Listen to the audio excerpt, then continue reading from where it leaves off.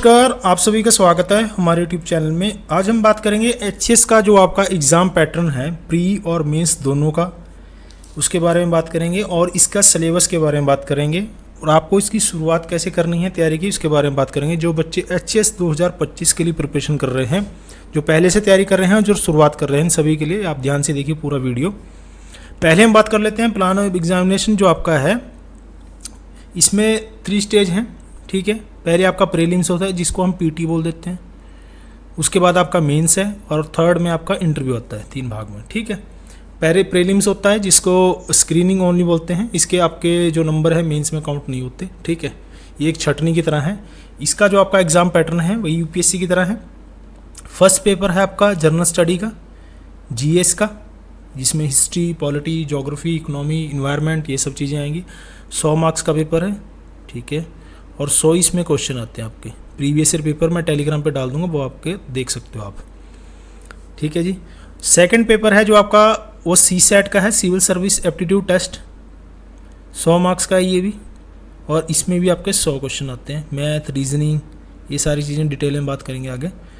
तो ये आपका एग्जाम पैटर्न। प्रीलिम्स में आपके 2 पेपर होंगे, आपका जनरल स्टडी का पेपर होगा फर्स्ट, और सेकंड पेपर है आपका सीसैट का, ठीक है। 100 मार्क्स के आपके पेपर हैं, 100 इनमें क्वेश्चन आते हैं।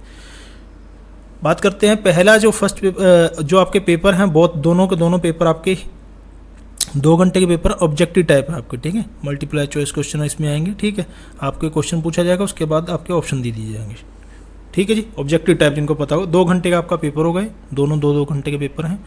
उसके बाद अब बाइलैंग्वेज पेपर आएगा, हिंदी और इंग्लिश दोनों में आएगा। जिनको नहीं पता, पहले एचएस 2-3 साल पहले इंग्लिश में ही आता था ओनली पेपर, अब हिंदी और इंग्लिश दोनों में आपका पेपर आएगा, बाइलैंग्वेज आएगा, ठीक है। दोनों में आपकी 1/4 नेगेटिव मार्किंग है, ठीक है। इसका मतलब यानी कि अगर आपके 4 क्वेश्चन गलत हो जाते हैं तो आपका 1 क्वेश्चन कट जाएगा, ठीक है। 1/4 नेगेटिव मार्किंग है। क्लियर होगी चीज़। सेकंड पेपर है जो आपका सिविल सर्विस एप्टीट्यूड टेस्ट वाला, ये आपका क्वालिफाइंग है, क्वालिफाइंग मार्क्स पेपर है। इसमें आपको 33% आपको इसमें चाहिए, जो आपका मैथ रीजनिंग वाला पेपर है, जैसे कि यूपीएससी में होता है। तो जो आपकी मेरिट बनेगी वो आपकी फर्स्ट पेपर के आधार पे बनेगी, जीएस के पेपर के आधार पे, जिसमें आपके हिस्ट्री, पॉलिटी, ज्योग्राफी, इकोनॉमी ये सब आते हैं। सेकंड पेपर आया जो आपका वो क्वालिफाइंग नेचर का है, जिनको पता होगा उनको तो पता है, जिनको नहीं पता ध्यान से देख लें। 33% इसमें मार्क्स आपको चाहिए, क्वालिफाइंग नेचर का आपका ये पेपर है। ये आपको बता ही दिया, जो आपके कंसीडर करे जाएंगे मेंस के लिए वो फर्स्ट पेपर के आधार पे होंगे, सेकंड पेपर आपको क्वालिफाइंग है, ठीक है।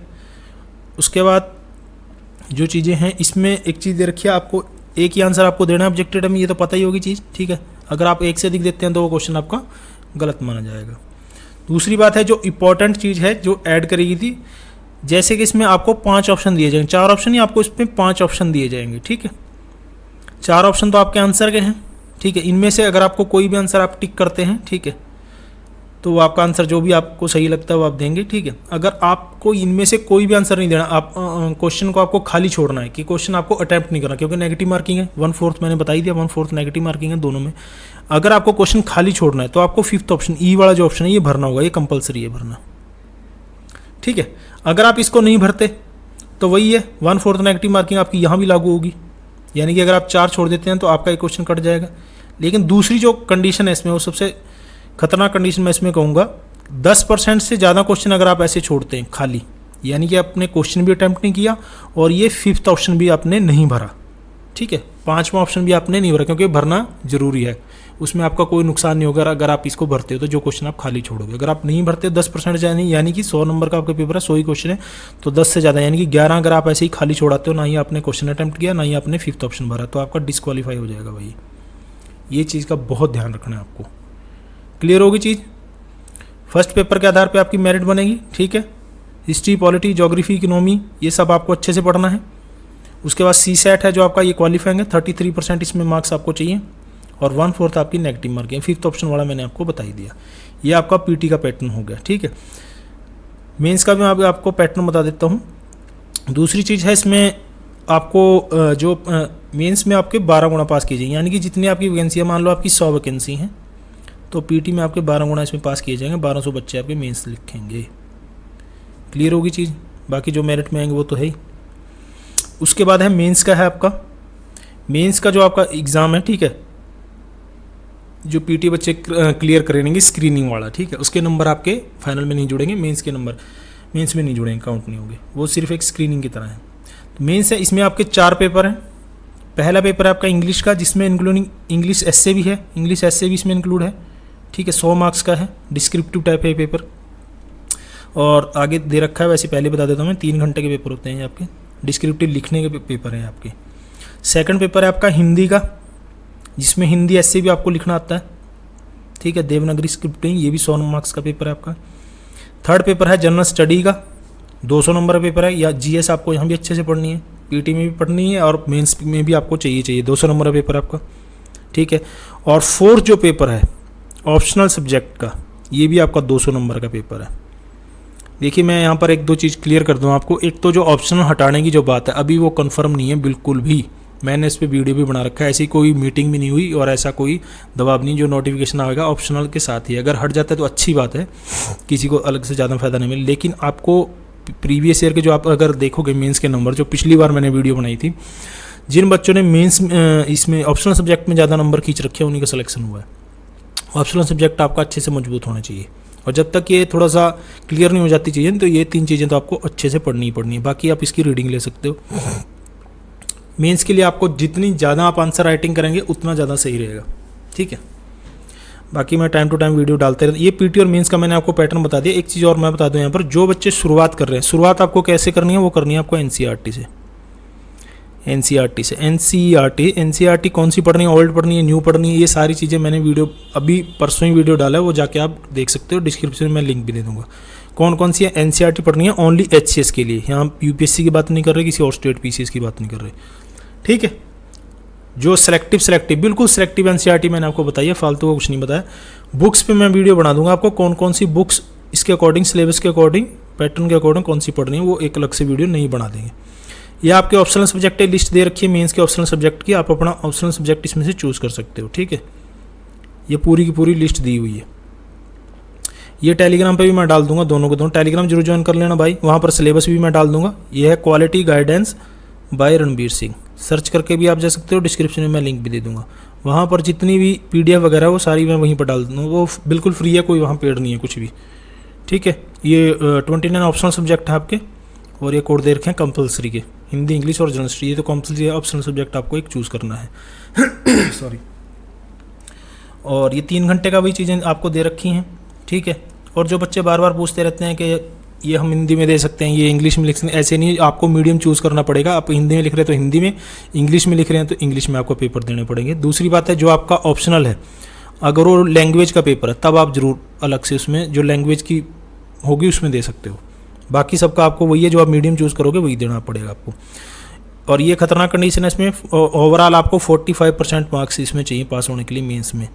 कंपलसरी जो है हिंदी और इंग्लिश में आपको 33% अलग से चाहिए। इतने आपके नंबर होने चाहिए तभी आप काउंट किए जाओगे, ठीक है, नहीं तो डिस्क्वालीफाई हो जाओगे। ये चीज़ है इसमें, यहाँ पर ये दे रखी है। पर्सनैलिटी टेस्ट मिला के 600 नंबर का आपका वो हो गया, 75 मार्क्स का आपका इंटरव्यू है, आके दिखा देता हूँ मैं आपको, ठीक है। ये जो 3 गुना इसमें इंटरव्यू के लिए जो बुलाए जाएंगे, जितनी आपकी वैकेंसी है, मान लो 100 वैकेंसी है तो उसका 3 गुना, मेंस में आपका 12 गुना था, यहाँ पर आपका 3 गुना बुलाए जाएंगे, ठीक है, ठीक है। 3 टाइम्स आपको बुलाया जाएगा। 75 मार्क्स का आपका इंटरव्यू है, तो जो आपकी मेरिट बनेगी, फाइनल मेरिट बनेगी, वो आपको 675 में से बनेगी, ठीक है। अगर आपको मेंस के कट ऑफ पे और इन सब चीज़ों में वीडियो चाहिए तो आप कमेंट बॉक्स में जरूर लिखना।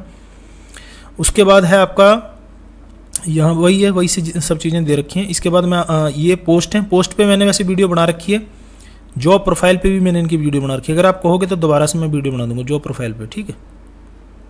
पूरी की पूरी मैं इस वीडियो में, ये आपकी पोस्ट निकलती है।